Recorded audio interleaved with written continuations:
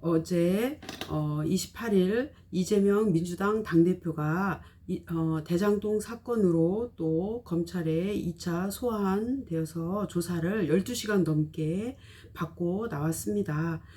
사실 대장동 사건은 어떠한 이재명에게 있어서는 리스크가 아니라 엄청난 치적이라고 볼 수 있습니다. 왜냐하면 100% 민간 개발하려던 것을 성남시가 성남도시개발공사를 만들어서 민간 합작함으로써 엄청난 수익을 남겼기 때문입니다. 당시 여당이었던 새누리당은, 지금의 국민의힘이죠. 이 세력들은 공공개발 추진을 막고 민간 사업자를 참여시키라고 압력을 넣었고, 뇌물을 받아 처먹고 새로 사업 참여한 토지 투기 세력에게 이익 챙겨주고 투기 이익 나눠먹기에 급급했습니다. 그래서 이재명만 없었으면 공공환수 없이 100% 모든 이익을 가져갈 수 있었으니 이재명이 치가 떨리게 싫은 존재였을 것이라는 것은 불을 보듯 뻔합니다. 이재명은 확정이익, 그러니까 설계 자체를 5,503억 원을 설계하였고, 개발 중 민간의 수익률이 높아지자 원래 성남시 예산으로 시행하려던 사업지 인근 터널 공사 비용인 920억 원을 추가 부담시켰습니다.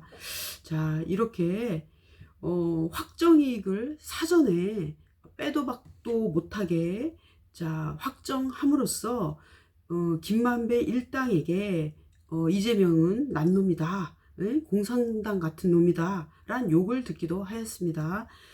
자, 그도 그럴 것이 돈 다 대고 우연부담 다 하고 이제 민간 사업자들이 또 그 사업을 다 수용하고 성남시에 이익 제일 많이 보장해 줄 그런 사업자들로 자기들이 선정되었기 때문입니다. 이렇게 대장동이 증거나 정황은 이재명은 공공의 이익을 최대한으로 이끈 사람이라는 것을 말해주고, 반대로 윤석열과 박영수, 곽상도 등은 정반대로 정관계 인사들은 법조인들, 이런 사람들은, 그리고 성남도시개발 기획자 유동규, 그리고 알아서 대장동 일당이 해먹기 좋게 기사를 써주고 뇌물을 받아 처먹은 기자들에 대한 증거만 나오고 있습니다. 뿐만 아니라 주가 조작 혐의가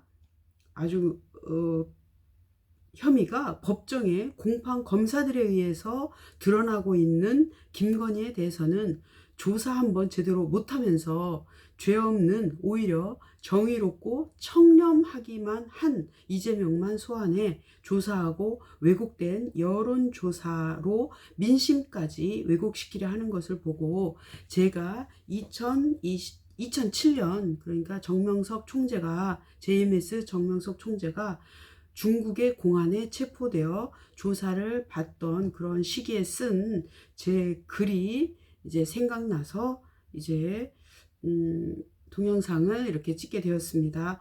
예수님과 정명숙 총재에 대한 길지 않은 글이니 꼭 끝까지 들어봐 주시기 바랍니다. 자, 제목은 언론의 십자가. 자, 오늘날의 십자가는 예수님의 희생과 사랑으로 말미암는 구원의 상징이다. 하지만 2000년 전의 십자가는 극악무도한 죄인을 처형하는 형틀에 불과했다. 예수님은 3년 동안 공적인 사명을 하시면서 오직 전도와 말씀 전하는 일만 전념하시며 하나님의 뜻을 이루고자 하셨다. 그러나 예수님을 이해하지 못하고 시기하고 미워한 유대인들과 그 시대 기득권들은 예수님을 그 시대 민중들로 하여금 자기들처럼 적개심을 품게 만들고 침을 뱉게 하며 신성모독이라고 하는 말도 안 되는 죄목을 뒤집어 씌워 결국 구세주를 죄인처럼 돌아가시게 만들었다. 2000년이 지난 이 시대도 예수님 때와 어찌 이리도 똑같단 말인가. 몸이 부서져라 말씀을 전하시고 생명을 살리려고 몸부림친 정명석 총재님을 불신하고 오해케 하고 이 시대 가장 더러운 추문으로, 그러니까 성폭력, 성추행으로 도배질하여 진실을 알지 못하는 수많은 사람들의 눈과 귀를 멀게 하고 함께 욕을 하고 침을 뱉고 비웃고 조롱하고 적개심을 품게 조명하고 있다. 언론이 수많은 사람들을 자기들의 의도대로 끌고 갈 수는 있을 것이다. 그러나 진실과 공의의 하나님은 이 모든 것을 보고 계신다. 우리도 어떻게 하나님께서 악을 멸하실지 모른다. 그러나 결국 오래 참으시는 하나님이시지만 결국은 자신이 행한 대로, 악한 자는 악한 대로, 선한 일은 선한 대로 기필코 갚아주시는 하나님이 계심을 머지않아 깨닫게 될 것이다. 특히 오해케 하는 일에 발벗고 나서며 설친 주동자들, 즉 안티 JMS와 언론과 검찰은 당세뿐만 아니라 자신들의 자손 대대까지 그 죄값을 치르며 살아가야 할 것이다. 예수님을 죽이고 기세 등등했던 유대 민족이 지금까지 전쟁과 흩어짐과 학살로 얼룩진 역사를 살아왔듯이